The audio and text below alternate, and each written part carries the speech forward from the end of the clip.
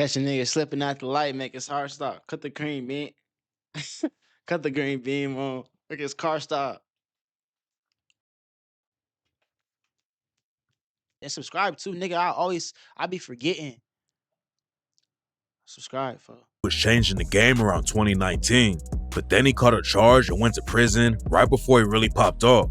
Now he's finally home and is trying to take over the whole industry. He's got a wild story that most rap fans don't know anything about, and today we're breaking it all down. Rio, the young OG, came up in Flint, Michigan, and had a crazy life from the jump.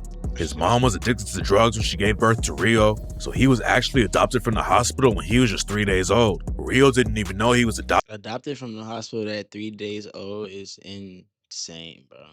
Couldn't even imagine some shit like that. Adopted until he got older though. The woman who adopted him was friends with his mom, and Rio always thought that his real mom was just a family friend.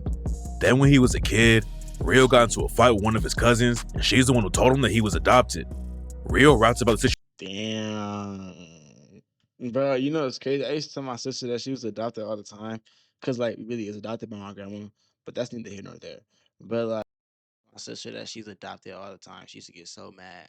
But to be getting told that you adopted and to be really adopted is insane.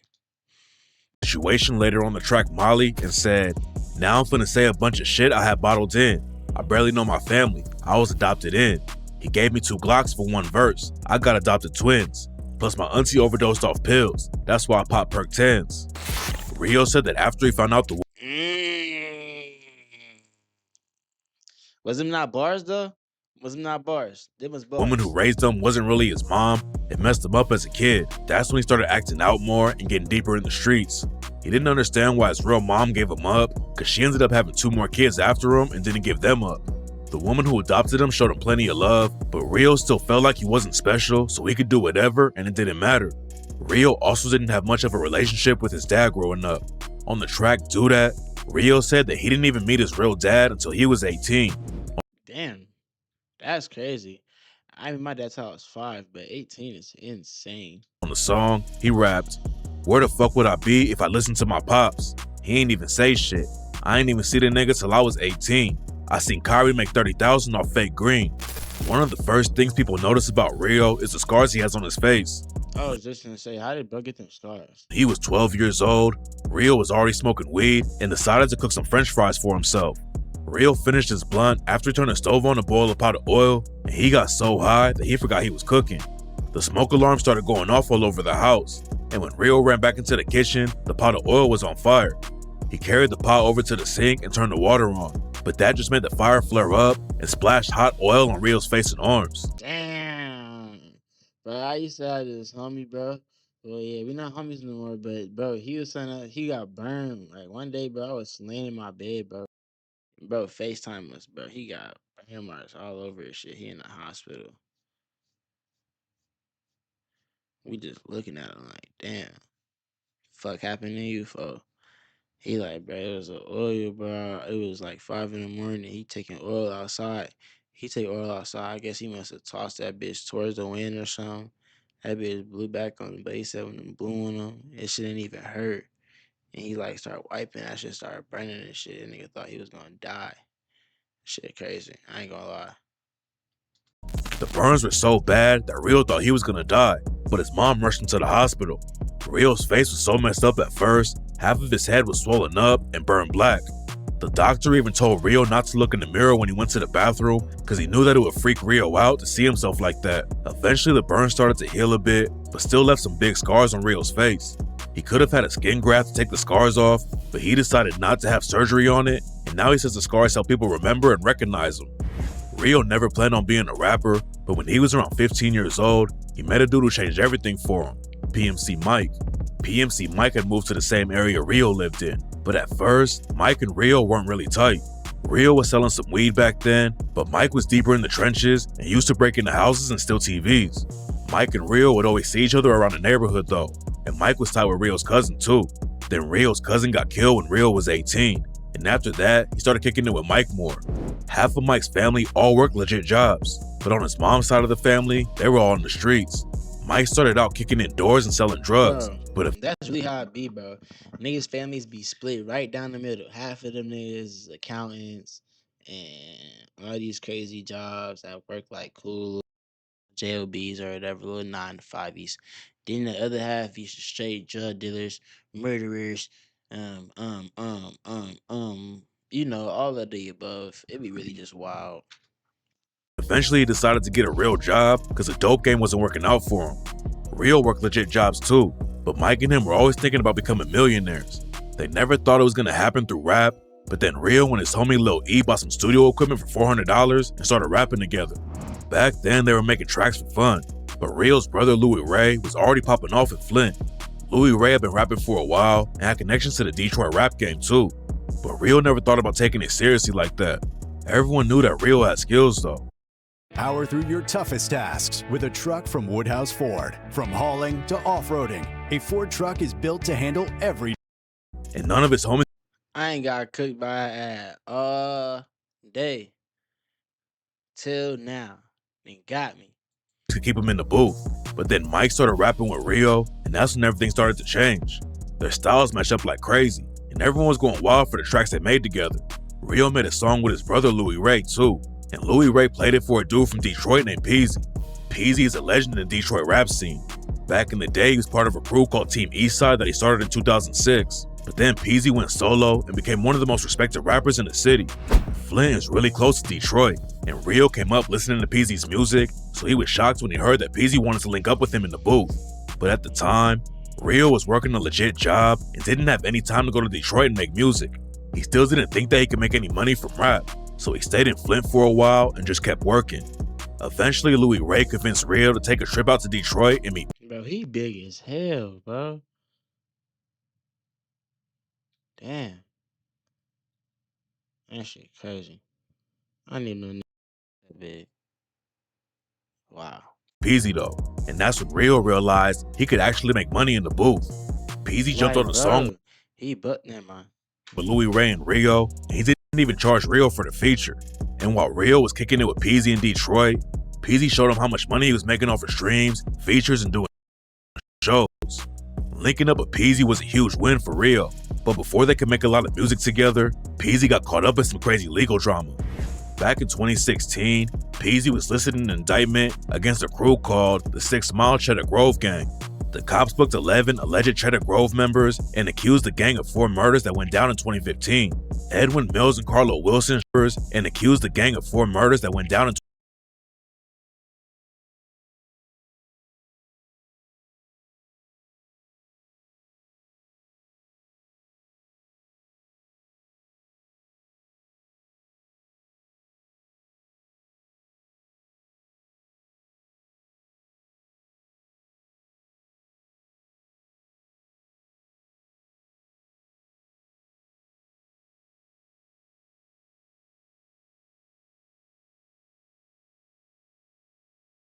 in 2015. Edwin Mills and Carlo Wilson shot up the Troster Market on December 1st and killed 2 people, and Cheddar Grove allegedly crashed out in broad daylight 2 other times and caught bodies on both hits. Peasy turned himself in 2019, but he almost didn't live long enough to go to prison. Back in 2018, Peasy won 2K at a rap battle and stopped at a gas station after it was over. He was sitting in his whip on the west side of Detroit when 2 dudes came up to rob him. And when Peasy didn't hand anything over, they started shooting and Peasy got hit a few times. Luckily, he made it out of the situation alive, but Peasy knew he was headed to prison. Peasy already knew that Rio could be bigger than him, and he told Rio he had to take rap seriously and hold it down while Peasy was in prison. Rio also caught a gun case in February 2019, but nobody thought it was going to be a big deal.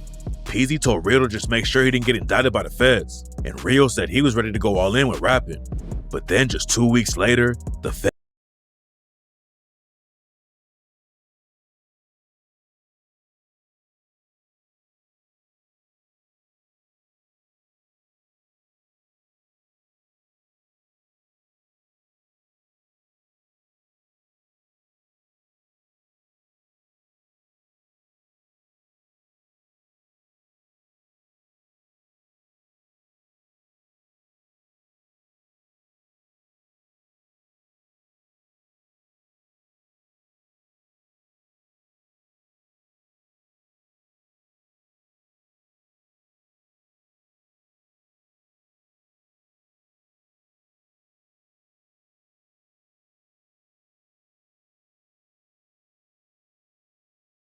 Feds indicted Rio for conspiracy to possess and distribute heroin and cocaine.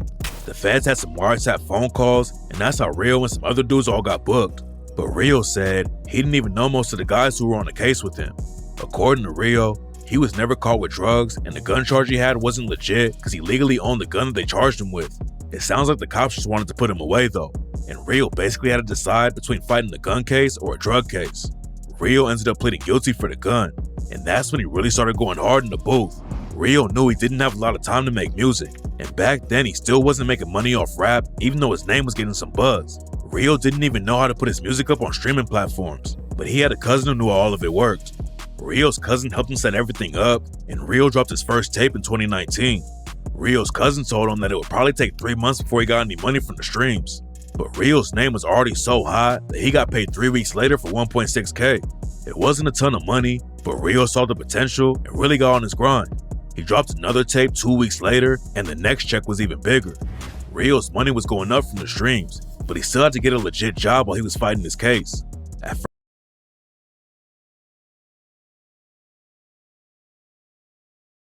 first, the judge wouldn't even let Rio out on bond because the prosecutor showed a music video where Rio killed a cop and used his lyrics against him, but eventually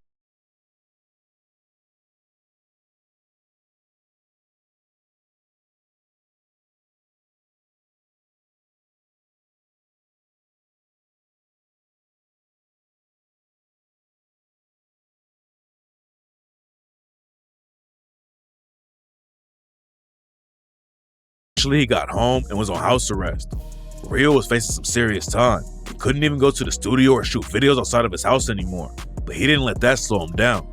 Rio was grinding so hard to make music that he was recording tracks while he was holding his son and feeding him. If you go listening back to some of them old CDs, you probably hear my son in the background. I was holding my son, feeding him, rapping. Rio dropped 4 solo projects in 2019 and linked up with PMC Mike for 2 collab tapes. Rio was treating the rap game like a hustle, and he was doing features for anybody that would pay him. He said sometimes he'd get a few thousand for a feature, but he would hop on tracks with fans too and only charge him like $100. I'm taking anything, 5,000, 500. You could probably got a son for me from $100 for $100 while I was getting millions of views, bro. It got to a point where I'm rapping with fans. Eventually, Rio made enough off of streams and features that the judge in his case let him quit his other job because it was clear that Rio had a career in the rap game. And what a lot of people don't know is that Rio was already giving back to the community while he was still on house arrest. Rio definitely wasn't making millions, but he still started helping out people in Flint and gave away a bunch of free turkeys on Thanksgiving to families who couldn't afford their own. Rio stayed on probation for 2 years and didn't get into any more legal drama at all. And after a while, Rio thought he might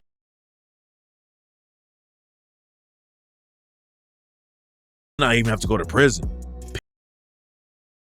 Peasy came at all, and after a while, Rio thought he might not even have to go to prison. Peasy came back home while Rio was waiting to see how his case turned out, and they hopped right back in the booth together. Rio didn't have a criminal history, and his career was starting to really pop off, but the judge still sent him to prison, and right before he got locked up, Rio dropped the track Last Day Out and rapped, "YouTube checks rolling in. I ain't even check. I wasn't paranoid at all. I ain't even sweat. 20 racks on the floor right now. I'ma need that. 3 years and 8 months, I'll be right back. $250,000 put up, I could sleep like that, but I'm really nervous though. I can't even cap." Getting locked up was a big loss, but Rio had recorded so much music while he was out on bail that he was able to keep dropping new music while he was locked up.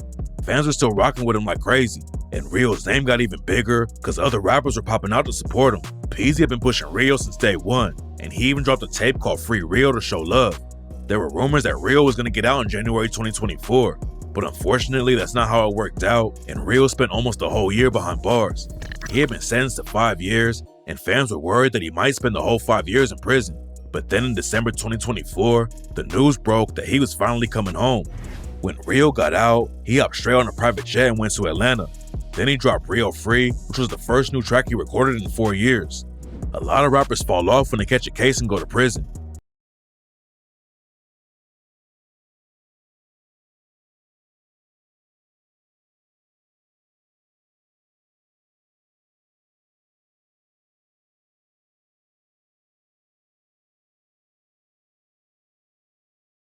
But Real blew up even more while he was inside, and Real Free ran up millions of views in just a few days after he dropped it. Real said he's happy with how he's popping off, but he's still hungry and wants to take it even further. Going to prison also made Real realize how he needs to really focus on the rap game and stay out of legal drama. He said that was his first and last bid, and hopefully that doesn't change. Real came up off the underground scene in Flint, but he's got huge names pushing him too. Lil Yachty tapped in with him before Real went to prison, and now they're allegedly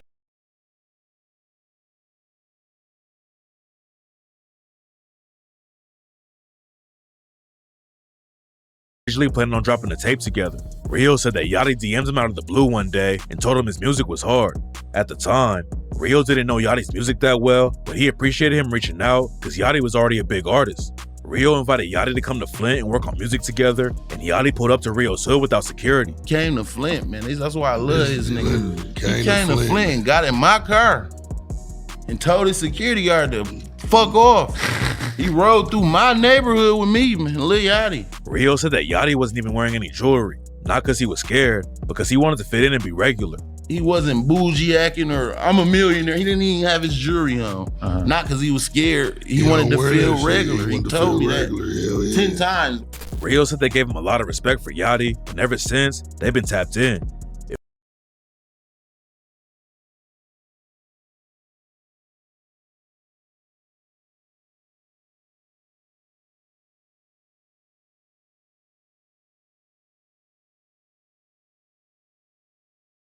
If Real keeps the momentum up, he could really pop off and hit the mainstream. He already built a crazy fan base while he was locked up and couldn't tour and make new music. So if Real doesn't get caught up in any more cases, there's no telling how big he's gonna get.